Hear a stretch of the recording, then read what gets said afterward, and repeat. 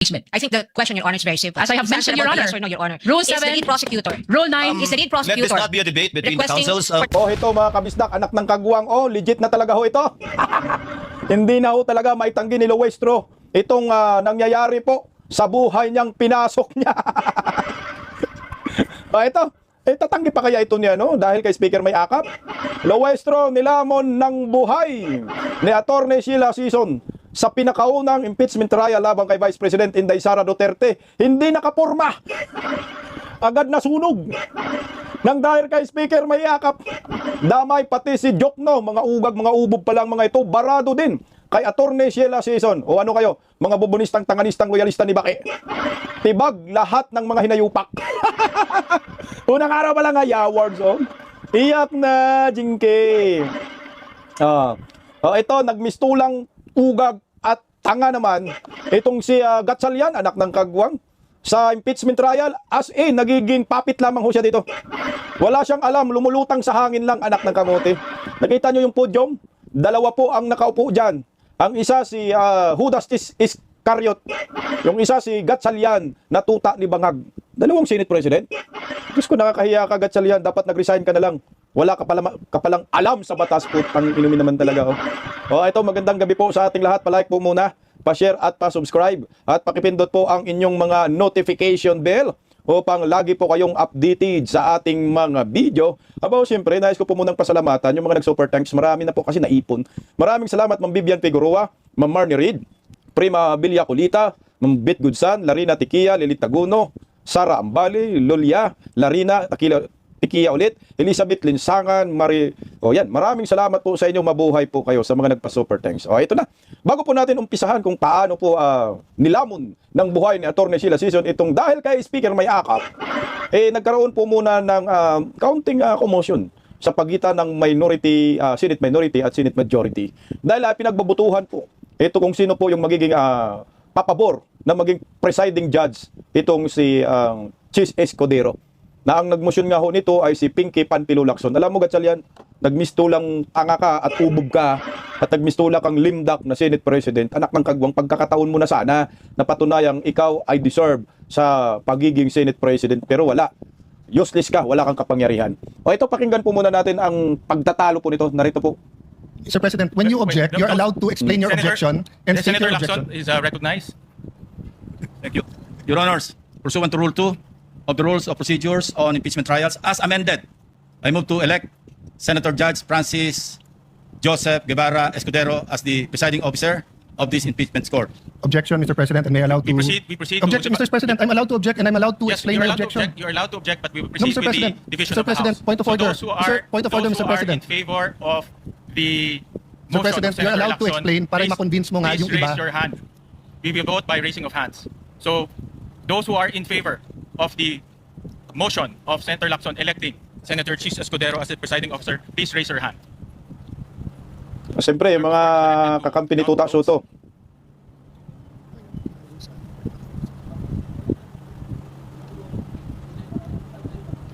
Ayan na. Nagtaas na po yung team ng Senate of Malacanang. 12 po ang mga hinayupak. Pag may mag-object, saka ka muna magbutuhan. Ang bubo talaga ni Gatchalian. May nag-object eh. Pakinggan mo muna yung objection. Explain my vote, Mr. President. Hold on, allow the chair to make a ruling. Mm. Those who are against to the motion of Senator Lacson electing Senator Chis Escudero as the presiding officer, please raise your hand. Tingnan mo, 8 po yan sila. Yan ang totoong mga mambabatas na sumusunod sa batas. Grabe yung bobo talaga ni Gatchalian. Bago ka magbotohan, pakinggan mo muna yung nag-o-object. Bakit sila nag-o-object? Para malaman kung ano yung dahilan bakit may objection. Tingnan mo, pagkatapos magbotohan, saka pa pinagsalita si Cayetano, useless na yun. The count is 12 in favor, 8 against. The majority, Putangin na, those nagkalaglag who na are yung... in favor, has it. Mr. President, The court may- resolves to elect Senator Chis Escudero as presiding officer of the impeachment court. The duly elected presiding officer shall, under the same oath taken on May 18, 2026, immediately assume and exercise all powers, functions, duties, and prerogatives pertaining to or vested in a person presiding over the impeachment trial under the rules of procedure on impeachment trials. Tingnan As mo. amended, and shall give full effect to the powers inherent to the courts under Rule 135, Section 5 of the Rules of the Court. Ang bobo talaga tong si Gatchalian. Alam mo, Gatchalian, ikaw yung pinakabobong Senate President. Dapat pinagsalita mo muna yung isang Senate judge sa kanyang objection. para mapakinggan ng mga ibang senador bakit meron siyang objection. Hindi yung nagbutuhan ka na tapos pagkatapos ng butuhan, pinagsalita mo siya hinayupak tong animal na Senate President, walang alam. Okay, nagiging presiding judge na po itong si anak ng kamote, si Escudero. Alam mo, ito ay pinagbabawal sa saligang batas, labag po ito sa Constitution, bendalo po ito. Dahil dapat po ang maging Senate presiding judge ay presiding officer ay si Senate President, si Gatchalian. Kung hindi mo kayang maging Senate presiding judge, dapat nag-resign ka at si Escudero na lang ginawa mong Senate President. Ayan po yung numero. Solid yung 8 na minority. Ayan magkapatid na Villar, Robin Padilla, Amy Marcos, Loren Ligarda, Bungo, Pia Cayetano, at Senator Alan Peter Cayetano. Si Senador Marcolita ay hindi na po nakasama dahil sumuko na po sa Sandigan Bayan dahil sa akusasyong plunder laban po sa kanya. Kung nandun lang si Marcolita din, dalawa sila ni Cayetano, 3 silang mga abogado, no? Si Pia at saka si Alan yung na magtatanggol dito sa pagbardagulan. Ayan po. Pero sinayang mo, Win Gatchalian, yung pagkakataong ito. No? Kung ikaw ay totoo kang Senate President, meron kang kakayanan, dapat hindi ka nag-elect ng presiding officer at si Escudero Nangao. Pero ito, nagmistula siyang tanga. Nagiging papit lang siya dito ni Escudero, anak ng kagwang. O ito, umpisahan na po natin mga kababayan ko, itong paano lamunin ni Attorney Sheila Sison itong si Jinky Luestro. Kasi si Jinky Luestro may motion na gustong paatinin si Vice President Inday Sara ngayong araw dyan sa hearing, anak ng kagwang. Pero hindi po iumubra itong dahil kay Speaker may AX, talagang nilamon po ng buhay ni Attorney Sheila Sison itong bumubula na bibig, puta nakakaya. Literal, again, bumubula talaga bibig ni Luestro. Kita, Diyos ko, kadiri kang hinayupa ka. Pakinggan po muna natin ito mga babayan ko narito. And lastly, Your Honor, this is consistent with the Senate rules on impeachment because the senator judges, the honorable senator judges, Your Honor, will be voting on a per article basis after the conclusion of the trial of this impeachment case, Your Honor. Chair will respond, unless the counsel for respondent would like to say something about the motion of the distinguished lead prosecutor. Yes, Your Honor, may I comment? The leading Before the presiding officer can rule on the motion or request of the lead prosecutor. But before I give my comment, may I just clarify if the lead prosecutor is now making a motion to arraign the respondent accused? Your Honor, whether this is arraignment or otherwise, the motion of the prosecution is very much consistent with the Senate rules on impeachment. I think the question, Your Honor, is very simple. As I have It's mentioned, answer Your about Honor, yes or no, Your Honor. Rule Is the 7, lead prosecutor Rule 9, is the lead Let prosecutor this not be a debate between the requesting counsels. for the respondent accused to Counsel be for arraigned, Your Honor? respondent, kindly make your comments and avoid asking questions from the counsel for the Yes or no lang We kasi. recognize the counsel for respondent for comments on the motion and the manifestations made by the lead prosecutor for the House. You may proceed, ma'am. Thank you, Your Honor. I believe I have a standing question to the lead prosecutor, and I would like to ask her for the legal basis for requiring the respondent to be arraigned today. Because, Your Honor, I note that in her request earlier and manifestations given for the respondent to be arraigned today, she cited Rule 7, Rule 9, and Rule 21. However, in Rule 7, it very clearly states that if the person impeached after service shall fail to appear either in person or by counsel on the day so fixed, or appearing shall fail to file his answer to such articles of impeachment, the trial shall proceed nevertheless as upon a plea of not guilty. Well, this rule is clear. It does not talk about any arraignment. And if you take a look at this sentence, everything here has been satisfied. The respondent accused is here, has attended through counsel. She may not be in person, but the notice given to the defense is that she may appear through counsel. Second thing is that the respondent accused was also able to file her answer. And so Rule 7 does not support the request of the lead prosecutor that the respondent accused be arraigned today. Now, on the matter of Article 9, counsel also say that the person impeached shall then be called to appear and answer the articles of impeachment against him or her. And if he or she appears, or any person for him or her, the appearance shall be recorded, stating particularly if by himself or by agent or counsel, naming the person appearing in the capacity in which or she he appears. If he or she does not appear, either personally or by agent or counsel, the same shall be recorded. And for all intents and purposes, respondent is present today through counsel. There is also nothing in Rule 9 that requires the reading of a 23-page articles of impeachment, which will be a waste of judicial time. Finally, under Rule 21, Your Honor, may I just correct the manifestation earlier by counsel, because it would seem to me, unless a reading of the transcript would say that I'm mistaken, but I seem to have heard the lead prosecutor claim that the voting on the articles of impeachment will be per article. Well, that's true, but the first sentence of Rule 21 says, the trial of all the articles of impeachment shall first be completed before the senators vote on the final question on whether or not the impeachment is sustained. Now, honestly, I do not see how Rule 21 is related to the motion now being requested or propounded by the lead prosecutor. And at any rate, Your Honor, given that the respondent is represented by her counsel today, and this is consistent, her appearance is consistent with the notice given and in accordance with the rules on rules of procedure of this court, then we can enter her plea on her behalf. O ano na, Luestro? Talo dyan si Luistro sa kanyang motion. Panalo po si Atty. Sheila Sison. Tuloy lang natin. Salus populi es suprema lex. The wealth O Supremalix. Ano yun? Duplex? Okay, so anong round? Panalo si Atty. Sheila Sison. Hindi po pinagbigyan ng impeachment court itong si Jenke Luistro. Ito naman yung yung opening remarks, no? Hindi ko na ipapakita yung buong opening remarks ni Luistro kasi bula-bula bibig niya. Ang pakinggan natin yung sagot ni Atty. Sheila Sison kung paano siya nilamon ng buhay dito. Tingnan natin, no? welfare of the people is the supreme law. Thank you, Your Honor. The opening remarks of the prosecution through the lead counsel is duly noted. Tingnan mo, Opening remarks for the respondent. tingnan mo, itong si Gatchalian, nagmukha siyang tanga. Pansinin si Gatchalian. Wala siyang alam. Na isang boses wala. Pag ganun-ganun ka lang ng papel, papakli-pakli lang. Ito nagiging Senate President kapag hinayupak ka. Tuloy, oh. Counsel for respondent has 15 minutes and we will give you the same latitude we gave. Ayan na, pakinggan natin si Atty. Sheila. Additional 3 minutes. Ganda ng birada niya dito. Thank you, Your Honor. Your Honors, fellow Filipinos, good afternoon. As we begin today the impeachment trial of the Vice President, and in the days ahead, this court will undertake its constitutional task of receiving and weighing the party's evidence, and ultimately to decide whether these pieces of evidence justify either a judgment of conviction or acquittal, guided only by its members' conscience and their solemn oath to do impartial justice. The present undertaking of this court, therefore, not only carries the weight of the Constitution, but also the imprint of our nation's history, because the Filipino people have shown that they never forget. We, as a nation, never forget. But why is the act of remembering important? What does it matter to our history and to ordinary Filipinos? Because in this trial, the prosecution proposes that we unseat the Vice President elected to office by more than 32 million Filipino people, more than the number of votes cast for the sitting president, and much greater than any of the votes secured by each of the members of the House of Representatives who now are here to prosecute her and seek to undo this people's choice. Sa makatwid, ang malinaw na layunin sa likod ng mga paratang na ito ay ang pagpapatalsik sa isang vice-presidenteng inihalal ng mahigit 32 milyong Pilipino at bunga ng kanilang malayang pagpapasya. Whatever one's political persuasion is, the reality is that the prosecution now comes before this court to remove a vice president chosen by an overwhelming number of the electorate. You all have heard the prosecution say repeatedly that this is because they seek accountability, that the people have a right to hold their leaders accountable. This is not a matter of debate. Indeed, the people have a right to demand accountability from their leaders. What we have yet to hear from the prosecution, however, is this. When the Constitution declared under Section 1, Article 11, that public office is a public trust, and that public officers and employees must at all times be accountable to the people, serve them with utmost responsibility, integrity, loyalty, and efficiency, act with patriotism and justice, and lead modest lives, the Constitution does not only speak to the Vice President. It also demands the same standards from the prosecutors. Being public officers themselves, the public prosecutors and the members of the House of Representatives are also held to the same constitutional standard. And so we must remember what history tells us.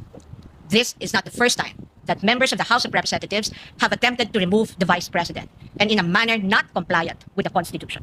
In a July 2025 decision, the Supreme Court unanimously declared in Duterte versus House of Representatives, GR numbers 278353 and 278359, that the impeachment proceedings in the House of Representatives were tainted with grave abuse of discretion, rendering the articles of impeachment that the House transmitted last year to the Senate as void ab initio.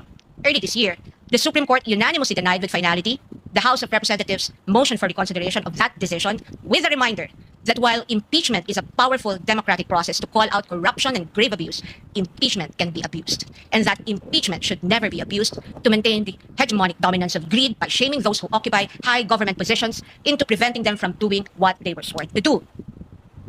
Ayan, tuloy lang natin. Tindin. Sharp na sharp. Oh.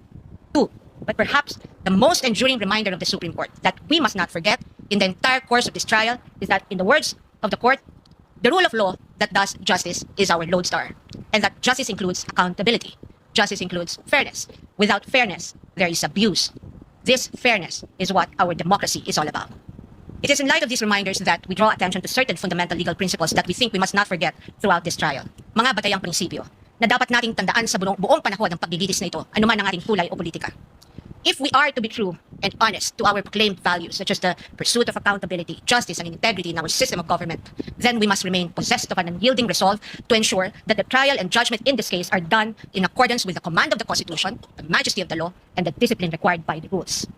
Otherwise, those who stand in sanctimonious judgment of the Vice President will send a clear message that the law can be bent when it suits the convenience of the powerful, and that justice can be sacrificed at the altar of partisan interests. Mahalagang tandaan ang mahigpit na paalala ng ating Korte Suprema.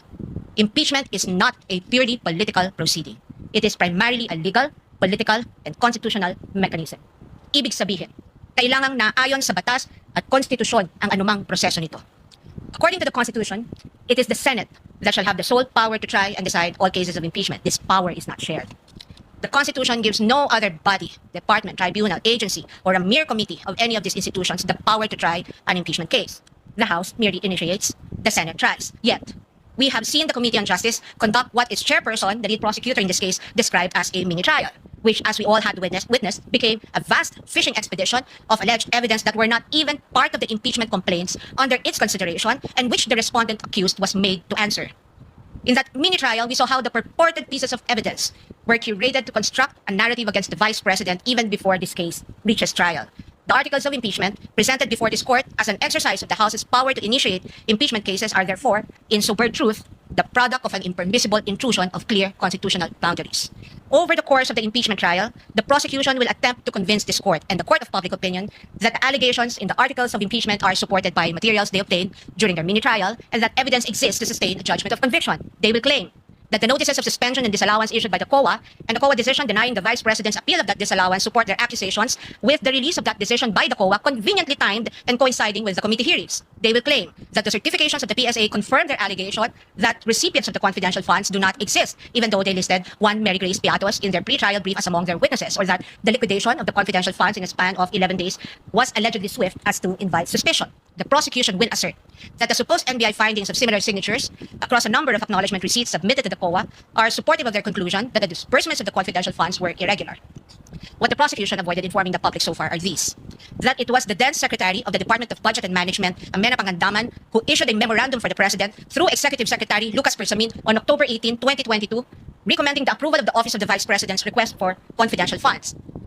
Tuloy lang, opening remarks ni Atty. Sheila Sison. That the Office of the President did in fact approve that recommendation of the DBM through a memorandum from the Executive Secretary dated November 28, 2022 and signed by the former Executive Secretary Lucas Bersamin by order of the President. That on December 13, 2022, the DBM issued a special allotment order number CYRO-BMP-C-22-001-2004 signed by former Secretary Amena Pangandaman to cover the request of financial assistance subsidy and confidential funds of the OVP that, notwithstanding the impending end of the fiscal year, the confidential funds were nonetheless released to the OVP on December 20, 2022 under this documented approval process.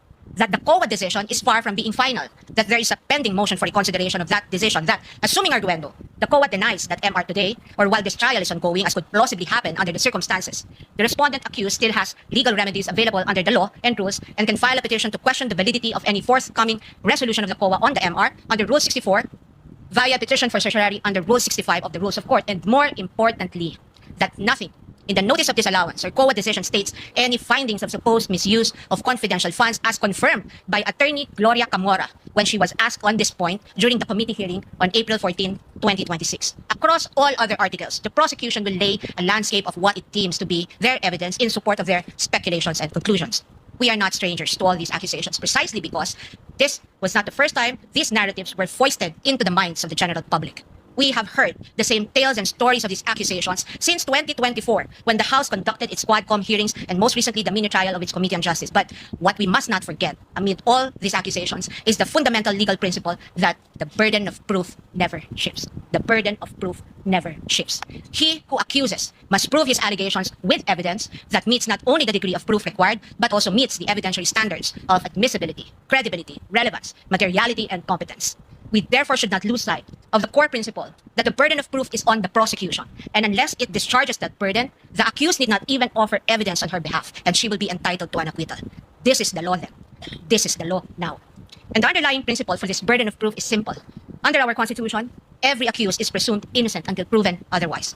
An accused has in her favor the presumption of innocence, which the Bill of Rights guarantees. This also brings to fore the reality that, in the words of the Supreme Court in People versus Pagal, the individual citizen is but a speck of particle or molecule vis-a-vis the vast and overwhelming powers of government, and his only guarantee against oppression and tyranny are his fundamental liberties under the Bill of Rights, which shield him in times of need. Sa madaling salita, kinikilala ng ating saligang batas na sa bawat paglilitis, ang isang individual ay nahaharap sa malalim at napakalaking makinarya ng buong Estado.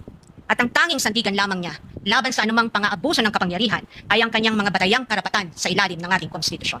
Kaya't mahalagang linawin na sa gitna ng pagtatangkang ikondisyon ang kaisipan ng mamamayang Pilipino at sa gitna ng walang humpay na komentaryo sa mga pampublikong espasyo, wala pang maituturing na anumang ebidensya o alegasyon na nagpapatunayan ng prosekusyon sa simpleng dahilan na ang bawat ebidensya ay kailangang dumaan muna sa paglilitis at pagsusuri ng korteng may tanging kapangyarihan sa ilalim ng ating saligang batas. Higit ang paglilitis ay kailangang naayon sa itinatakda ng ating batas at konstitusyon at hindi lamang sa kagustuhan ng iilang may hawak ng kapangyarihan. Narinig nyo yan, tambalos-los at bungit, tuloy lang. One might ask, why is it important that we must not forget these basic principles? The ruling of the Supreme Court tells us why. The Bill of Rights applies to the entire impeachment process because inasmuch as our court recognizes that impeachment is a political process, it reminds us that it is not a purely political process but a legal and constitutional mechanism. Thus, if we are to uphold the rule of law, serve justice, and invoke the accountability mechanism, then this court and we as a people must guarantee that all efforts to hold our leaders accountable must be done right. This we must not forget. I thank the court and the public for the privilege of your time. May God bless our country. Grabe, ang galing. Opening Attorney statement, sila. counsel for respondent. Duly noted. Iyak si Loestro, Jinky, yes or no, hindi masagot eh. Powerful yung opening remarks ni Attorney Sila Season. Panoorin natin susunod na mangyayari. Oh. Entered into the records. The court will now proceed to dispose of some of the incidents that were brought up during the pre-trial conference, as well as other pending matters and motions. First, on the sequence of the presentation of the articles of impeachment. The pre-trial order stated that the prosecution has a free hand to determine the sequence of the presentation of the articles of impeachment. However, respondent will be similarly accorded the same right insofar as the presentation of their evidence and witnesses in chief is concerned. Maybe now learn from the public, from the panel of prosecutors rather, what will be the sequence of presentation of the articles of impeachment that they intend to pursue. Attorney Jokno is recognized. You may proceed, sir. Thank you, Your Honor. Oh, ito na. Panoorin po ninyo kung paano binara ni Attorney Sila Season si Jokno. Laki ng ngipin, para mukhang kabayo. Okay, pakinggan natin, panoorin natin. The first article we will be presenting will be Article 4 on grave threats. Second will be confidential funds, Article 1. Third, bribery, that is Article 3. And the fourth is unexplained wealth, Your Honors. That's Article 4. No, two. I'm sorry, Article 2. I stand correct. Ang inumin. Magbabasa lang, hindi pa marunong magbasa. Ang 2 nagiging 4, ang 4 nagiging 2. Talo na kayo dito. Okay. So the sequence of presentation shall be Article 4, Article 1, Article 3, and then Article 2. Yes, that is correct, Your Honor. So I presume that beginning tomorrow, once we issue the subpoena for your first set of witnesses, you shall begin with Article 4. Yes, Your Honor. Tingnan nyo naman si Gatchalian. Pansinin nyo naman. Tangin na Senate President yarn o puppet yarn. Wala, tango-tango lang siya dyan. Kung sinasabi ni Escudero, wala siyang imik. Walang alam ang animal. Putang inumin mo nakakahiya kang Win Gatchalian. Oh. Again, Chair rules that the respondents have the same and equal privilege of presenting its case as it so desires when it's time to present its evidence in chief shall come. What is the pleasure of the counsel for respondent? Ito na. Thank you, Your Honor. May I ask if the prosecution is ready to present its first witness today because the defense is ready today, Your Honor? We will get to that later. If Next Your item Honor, on the please. agenda. If Your Honor, please. Yes, I Representative have just noticed that Your Honor had already directed the counsel for the defense not to propound questions to the prosecution. Tulong. It's already the second time that she's doing that. She appears to be assuming or arrogating the powers of the court. Because as I understand the rules, it's only the court that can propound questions to the counsels. Your Honor, may comment. The lady may comment. I Counsel take for exception respondent, to comment. that. Yes, Your Honor. I take exception to that manifestation of the good counsel. In fact, the record would show, and if we can run the transcript back, my question was addressed to the presiding officer, Your Honor. Let us move forward. Gentleman and lady. Nasaktan si Jokno. Tangina, ang linaw-linaw yung address ni Attorney Sila Season sa presiding officer, Your Honor eh. Tangina, bumagting yung tainga ni Jokno. Kasi sinasabi ni Attorney Sila Season, kung ready na ba kayo yung unang witness ninyo na ipresenta ngayong araw dahil ready na ang depensa. Sagupain kayo, putang ina. Arugante daw. Attorney Sila Season. Iyak ang mga animal. Tuloy, galing. Attorney Sila. Next item for us to dispense with, the witness disclosure rule. The prosecution proposed a 3-day witness disclosure rule. The respondents proposed a 5-day witness disclosure rule. But they understand the prosecution is amenable to the 5-day witness disclosure rule. Would that be Yes, correct, Your Honor. Representative We are Jokno? amenable to the 5-day disclosure. Chair therefore rules that insofar as disclosure to both either party of a witness to be presented, not mentioned in the pre-trial order and or briefs of the parties shall be for 5 days. This is subject also to the chair's reminder that at the end of every week, that would be a Wednesday while we are on recess, we will ask the party presenting their case in chief to enumerate the witnesses they intend to present for the following week with the corresponding motion for the request of issuance of subpoena to be submitted the day before or on Tuesday, so that we can act on it before the last day of the week so that the subpoena can be properly issued in due course and in due time. So, So ordered. So ito na yun, magsupina na ng mga witnesses. Akala ba natin na handa na yung mga witnesses na mga hinayupak na to. Ready ng depensa. Tuloy natin ng konti. On the examination of a witness by more than one counsel as propounded or proposed by the prosecution. The rules of the Senate are clear. Article 15 of the Rules on Impeachment states, witnesses shall be examined by one person on behalf of the party producing them and then cross-examined by one person on the other side. Court therefore rules that as a rule only one person shall present a witness. However, in the exigency of the delivery and administration of justice and under certain exceptions, the court may allow more than one counsel to examine and or propound questions to a witness. To cite an example, just for the sake of the record. If, for example, the panel of prosecutor disagrees with how the counsel for prosecutor is handling the case, the panel of prosecutors or one of them can take over, and that is but proper and should be allowed and will therefore be considered as an exemption to that rule. And other similar exigencies will be allowed in order to afford the orderly administration of justice and of these proceedings. So ordered. Insofar as the BIR box is concerned. Oh, sa BIR box. What is the pleasure? Insofar as the BIR box is concerned, this box was turned over to the Senate as part of the documents, including the articles of impeachment. However, the court is not yet in custodia lehis of this box, given that there is no lawful order issued by the court for this box to be turned over to the Senate. More so that it is not yet offered in evidence, not even as of yet marked. The chair therefore orders that the BIR box, closed, sealed, and as it is received, be sent back to the BIR or the Bureau of Internal Revenue without prejudice to any action that the court may take if a motion will be filed by either party for the issuance of a subpoena, and we shall await action, if any, by the BIR Commissioner should that time come. So ordered. Now, insofar as the subpoena requested by the prosecution for the two NBI agents, may I request the clerk of court. Putang ina, ito na. So binalik na po no sa BIR yung BIR box. So wala na 'yon. Jinky, talo na kayo, Jinky. Anak ng kamote oh. At magsasumpina na po ng mga witnesses ng mga prosecution. Sino mga witness, mga hinayupak na yan? Yung mga sa yung sa bangko di umano, Inday Sara, lahat na nga pinagsumpina nila lahat. O ito mga kababayan ko, ang gusto kong pansinin ninyo, yung dalawang tao diyan sa pudyum, sa watawat ng Pilipinas, yung isa nasa asul, yung isa nasa pula. Ito yun. Pwede pala, dalawa ang nasa pudyum sa impeachment trial. Parehong senador. Yung isa Senate President Kuno, yung isa presiding judge Kuno. Yung presiding judge ayon sa konstitusyon, yung Senate President. Alam mo, Gatchalian, ginawa mong tanga ang sarili mo. Dapat dyan bumaba ka na lang. Ba't ka pa tumabi kay Escudero? Kung hindi mo kaya nga yung pagiging presiding judge, presiding officer, ikaw na yung kusang bumaba. Para hindi magmistulak ang tanga dyan, ginawa mong tanga sarili mo. Bakit nandyan ka for the sake lamang na matawag ka na Senate President, pero yung function ng bilang isang Senate President, hindi mo nagagampanan. Inutil ka, limda ka. Sino yung gumanap ng inyong tungkulin bilang isang Senate President? Yan yung katabi mo, si Chis Escudero. Kaya kung ako sa'yo, Gatchalian, Sherwin Gatchalian, bumaba ka na sa pagka-Senate President, at iilik nyo na lang itong si Chis Escudero para hindi magiging awkward every time merong impeachment trial, makikita naming mukha kang tanga dyan at makikita ng mga fans mo na wala kang kwentang Senate President. Makikita namin every time merong impeachment trial, dalawang senator na nandyan nakaupo sa podyum na hindi naman dapat. Nakakahiya. So anyway, yan po yung unang araw na impeachment trial laban kay Vice President Inday Sara. Legit na legit, nilamon ng buhay ni Attorney Sheila Season Siluestro, hindi nakaporma. Si Jokno, barado rin ho. At abangan natin, no? Bukas ano mong susunod na mangyayari. Siyempre, maghanap po tayo ng iba pang mga good news sa nangyayaring impeachment trial laban po kay Vice President Inday Sara Duterte. Unang araw, panalo tayo!